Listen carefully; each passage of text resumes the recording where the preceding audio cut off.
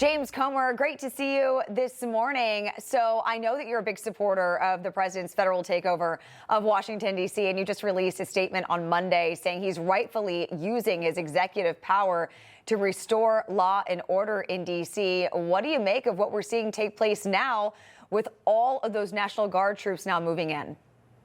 Well, it's unfortunate that the president had to do this, but he had to do it. Look, he's talked to Mayor Bowser. He's given her plenty of advance notice that they're going to have to get crime under control. I think the mayor is trying.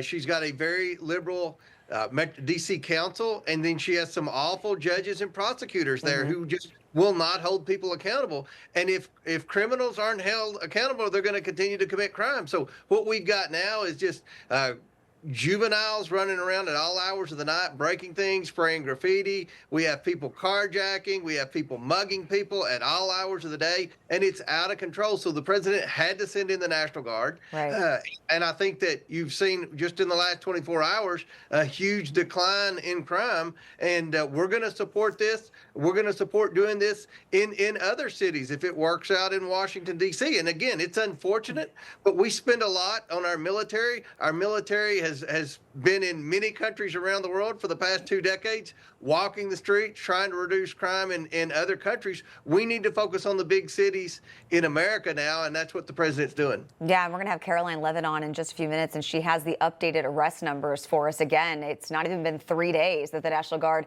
has been there. So we know that the president is adamant that 30 days is not enough time to restore order in this city. And after his initial order expires, then he will need to ask Congress to extend this as well. Do you think Congress is going to put up a big fight?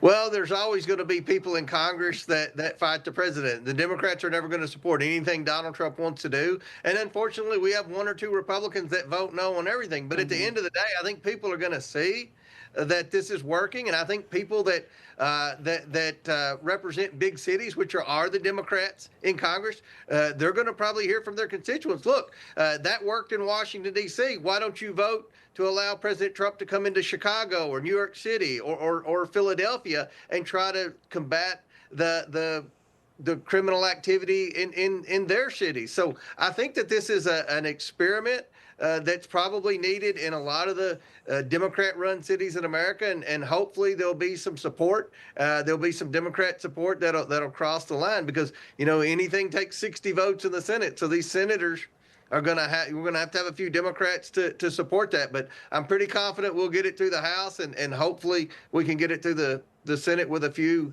Democrats that hear from their constituents. Yeah, no, absolutely. And I want to shift gears to this, because I know just last week you subpoenaed the Clintons and a slew of other former very top officials over the Jeffrey Epstein files. Can you tell me a little more about that, and why you not only subpoenaed the former president, Bill Clinton, but his wife, Hillary, as well? Well, we've subpoenaed 6 former attorneys general in both parties. We've subpoenaed, obviously, the former Secretary of State, as well as Bill Clinton. And we all know there have been many reports that Bill Clinton frequently visited Epstein Island. We're going to ask him about that. Obviously, we want to know what he saw, what was his purpose going over there, if he had any information that would help us determine whether or not the government was involved. Did the government know? This is something that obviously we would ask Secretary Clinton, Hillary Clinton, as well as the attorneys general. I think the 2 big questions that most people in America have is, first of all, obviously, who was on the Epstein list? If there's not a list, who were the frequent visitors to Epstein Island? And the second question is, was the federal government involved? Did our federal government have some type of spy ring there where they could have evidence to compromise some of the powerful people from all over the world that were going there?